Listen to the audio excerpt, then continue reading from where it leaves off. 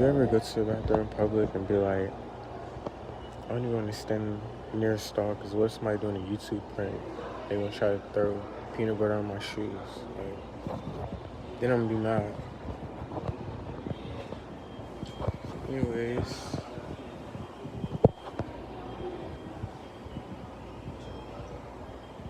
there's something I'm gonna always get cream soda.